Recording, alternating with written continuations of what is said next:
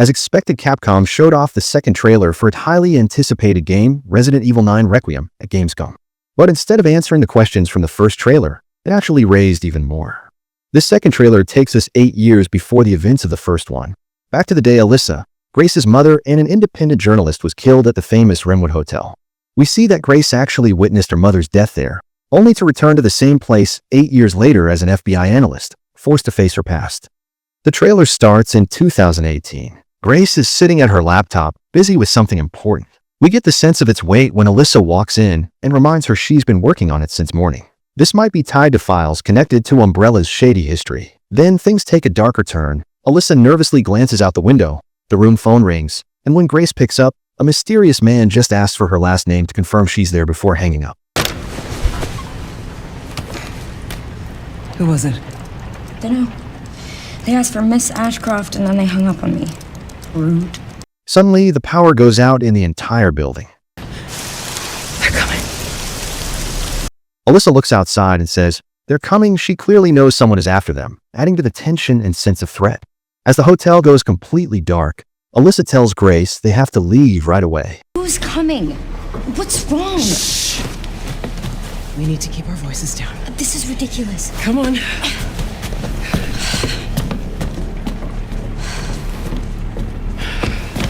Grace, confused, keeps asking where they're supposed to go and what's happening. But Alyssa doesn't give details, just hand her a flashlight and insists they move. From here, the perspective shifts into gameplay. We control Grace as she follows her mother, while Alyssa readies her gun to deal with whatever's coming. It makes sense she's armed. Alyssa's an investigative journalist who's exposed some of the biggest bio-threats, making plenty of enemies along the way. While following Alyssa, a few things stand out. The graphics and environmental detail are stunning, creating an incredibly immersive atmosphere.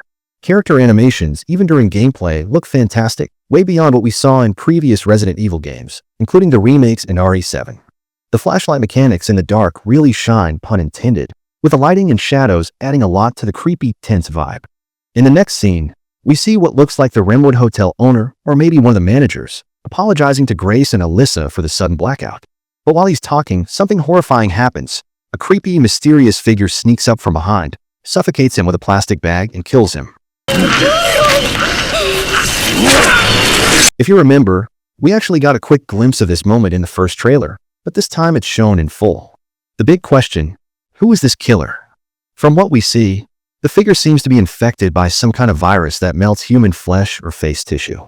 Fans are already debating. Some thought it might be Leon, which honestly feels pretty unlikely. Others guessed it's an older character making a comeback, and a few even theorized it could be Ethan Winters. Another possibility is that it's a brand new lab-created bioweapon. Right now, nothing's confirmed, and if Resident Evil's history tells us anything, it's that Capcom loves introducing new monsters and villains with their own unique traits. After this brutal kill, the trailer cuts forward, possibly after Alyssa and Grace have either escaped or fought off the attacker. They make it into what looks like a safe room. Grace, clearly shaken and struggling to breathe, has a panic attack. Alyssa comforts her, promising that one day she'll tell her everything, the secrets from the past that have led to this nightmare. I promise you, I will explain this all to you one of these days. There's a really emotional moment here. Alyssa hugs her daughter and says, "You need to know that you're my hope. Don't ever forget that." Grace is confused and tries to ask what she means, but Alyssa avoids answering and just tells her she loves her. What are you talking about? Just... I love you. I love you too. Then, as they prepare to move again, someone suddenly attacks Alyssa from behind. The trailer ends with Grace screaming as her mother seemingly gets killed right in front of her. Later, Grace.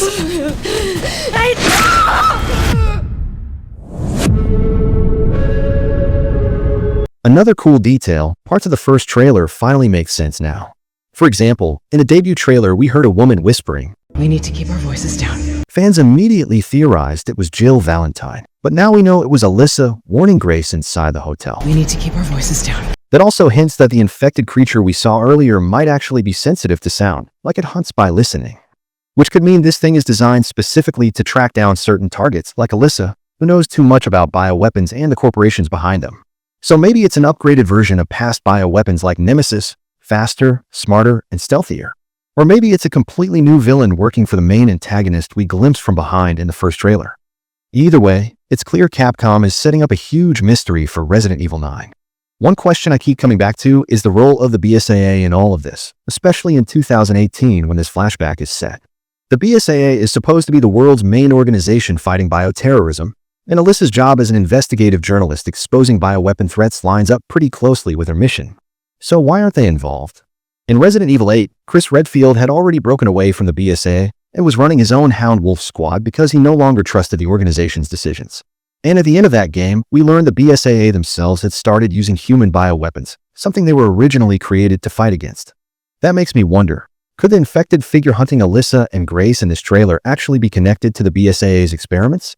The bioweapon soldier we saw at the end of Village looked eerily similar. Maybe this is a new type of bioweapon carrying out specific missions.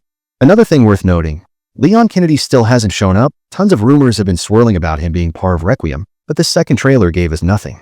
The community still hasn't given up hope. Most fans believe Leon will show up at some point, maybe as a secondary or supporting character. But for now, Capcom isn't giving us any of the old familiar faces. What I personally loved about this trailer is the atmosphere of the Remwood Hotel. The level of detail is incredible. Every shot shows how far Capcom has pushed the RE engine. Honestly, the visuals even look sharper than Resident Evil 4 Remake. The lighting, the environments, the character models, even the way muscles and hair move, it's all next level. It doesn't even matter which legacy characters show up or not. The sheer quality here already screams AAA horror masterpiece. Now let's talk about the 10-minute gameplay demo that just dropped. At first, it was only shown behind closed doors at Summer Game Fest to select creators and media outlets, but now it's been fully released for everyone. The demo picks up at a moment we already saw teased in the first trailer. Grace is hanging upside down in an abandoned hospital, restrained, while someone seems to be draining her blood. The opening is brutal. Grace smashes the blood container, holding her blood, and uses the shards to cut herself free. The graphics here are insane. The hair physics, the color of her skin turning red from blood pooling in her upper body. It all looks super realistic. But the demo quickly gets even crazier. Grace, weak from blood loss, has to figure out what's going on and find a way to escape this terrifying place. We get to experience the gameplay in both first-person and third-person views, and both feel well-designed, giving different vibes depending on how you play. The setting is the Riverside Care Center, supposedly near Raccoon City. Grace's only source of light is a lighter, and just like in classic Resident Evil, she has to find key items, like a fuse or screwdriver, to escape. No guns in sight yet. Only empty glass bottles she can use to distract enemies or even cause some damage. This whole section leans heavily into survival horror rather than action, as Grace is stalked by a terrifying monster, one of the scariest stalkers Capcom has ever made. Exploration is still a huge focus. You'll search through hallways and hospital rooms for items while dealing with jump scares and tense encounters. The first time Grace runs into the stalker is pure nightmare fuel. The creature lifts a corpse with its claws and bites into it right in front of her. It's massive, towering several meters tall, with a twisted face that feels like a cross between Lisa Trevor from the original Resident Evil and something even bigger and more grotesque, complete with blind, white eyes. This new stalker is fast, relentless, and reacts to every little noise. It's basically like a mix of Mr. X and the alien from Alien Isolation, able to track you through sound and even crawl across walls and ceilings. It's definitely deadlier, smarter, and more unpredictable than any stalker we've faced before. You can distract it with bottles, but you can't kill it, you just have to survive. Some fans are already speculating this monster might actually be Alyssa Ashcroft, Grace's mom, transformed into some horrific bioweapon. In the demo, Grace eventually manages to restore power to the clinic and escape, but the stalker remains terrifyingly unpredictable. It can strike at any moment. One clever touch is how the monster reacts to light. Unlike older RE games where stalkers conveniently never entered save rooms, which didn't always make sense, here the stalker is physically sensitive to light. Bright rooms burn its skin and keep it out, making mechanics feel more natural and grounded. The inventory and item management system feels just like RE7 and RE8, and you can freely switch between first and third-person views from the menu. It's a fresh mix of the old formula with new mechanics that already feels incredibly polished. That's my deep dive on the second trailer and the gameplay demo of Resident Evil 9 Requiem. Let me know your thoughts and theories about the new story and gameplay in the comments, and don't forget to hit like so more people see the video. And if you haven't subscribed yet, make sure you do, because I'll be covering every new update on this game the moment it drops.